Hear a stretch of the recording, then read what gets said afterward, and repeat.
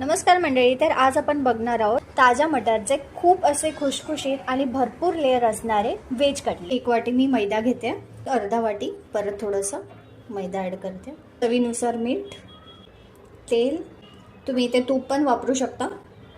चांगलं मळून घ्यायचं. त्यात पाणी ॲड करते. पीठ इथे रेडी आहे, मळून झालंय. आता आपण याला 15 मिनिटांसाठी झाकून ठेवूया. इथे मी मिक्सिंग जारमध्ये 3 हिरव्या मिरच्या कापून घेतल्या आहेत.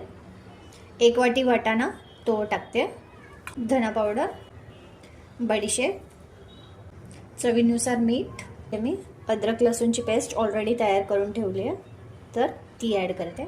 एकदम थोडंसं पाणी. आता आपण याला मिक्सरमधून फिरवून घेऊया. इथे आपलं वाटण रेडी आहे. इथे मी 3 बटाटे उकडायला घातलेले, हे आपण सोलून घेऊया. आता आपण कोटिंग कसं बनवायचं ते बघूया. इथे मी कॉर्नफ्लॉवर घेतलाय 2 टेबलस्पून आणि याच्यात तूप ॲड करते 1 टेबलस्पून. आता आपण याला मिक्स करून घेऊया. पेस्ट बनवायची आहे याची. तर इथे आपलं कोटिंगची पेस्ट करून तयार आहे. पॅनमध्ये तेल तापवत ठेवलं होतं, त्याच्यात मी जिरा ॲड करते, कढीपत्ता, 1 मोठा बारीक चिरलेला कांदा, त्या सॉफ्ट होण्यासाठी चवीपुरतं मीठ. आता इथे मी हे वाटाण्याचं मिश्रण ॲड करते. ह्याला चांगलं 5 मिनिटं परतवून घ्यायचं. आपलं मटारचं मिश्रण आणि कांदा चांगला एकजीव झालाय. आता आपण याच्यात स्मॅश करून बटाटे टाकूयात उकडलेले. गॅसची फ्लेम माझी लोच आहे, स्टार्ट टिल एंड. मी इथे परत थोडं चवीनुसार मीठ ॲड करते आणि थोडी हळद. मिक्स करून घेऊया. आता इथे आपलं स्टफिंग रेडी आहे. आपण याला जरा थंड करायला ठेवूया. आता इथे आपले 15 मिनिटं झाले. आपण झाकण उघडून बघूया. पीठ चांगलं फुललं. आपण परत थोडंसं मळून घेऊयात त्याला. आता मी याचे गोळे बनवून घेते.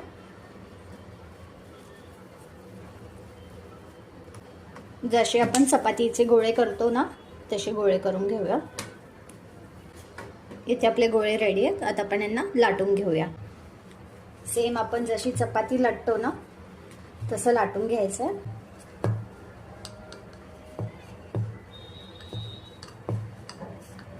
अशाच प्रकारे आपण बाकीच्याही उंडे लाटून घेणार आहोत.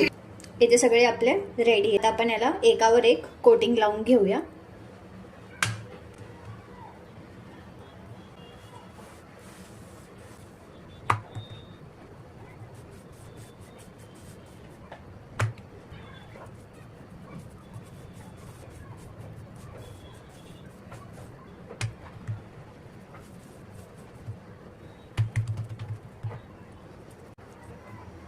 आता आपली सगळ्या मैद्याच्या चपात्यांना कोटिंग लावून झाली आहे. आता आपण यांना फोल्ड करूया.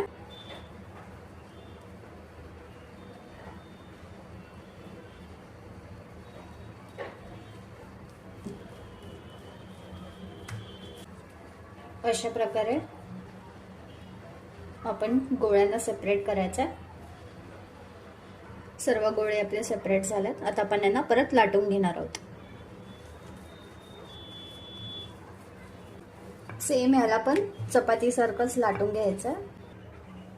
त्याचा आपल्याला स्क्वेअर शेप बनवायचा.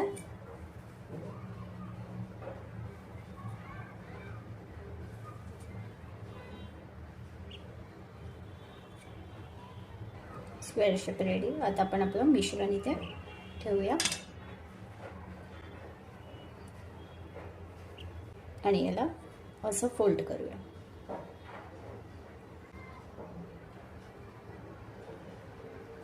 परत दाखवते मी. इथे आपलं मिश्रण असं स्प्रेड करायचं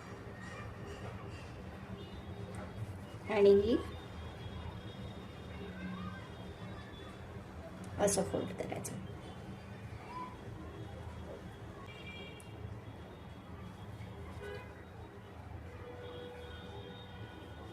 अशाच प्रकारे मी बाकीचे करून घेणार आहे. इथे आपले सर्व रेडी आहेत. आता आपण यांना तळून घेऊया. इथे मी तेल तापवत ठेवलं होतं. आता मी एक एक करून सोडते आपले कटलेट्स. गॅसची फ्लेम लोच ठेवायची आहे, जास्त फास्ट नाही करायचा गॅस. आता आपण याला काढून घेऊया. तुम्हाला जर माझी रेसिपी आवडली असेल तर प्लीज माझ्या चॅनलला लाईक, शेअर अँड सबस्क्राईब करायला विसरू नका. थँक्यू.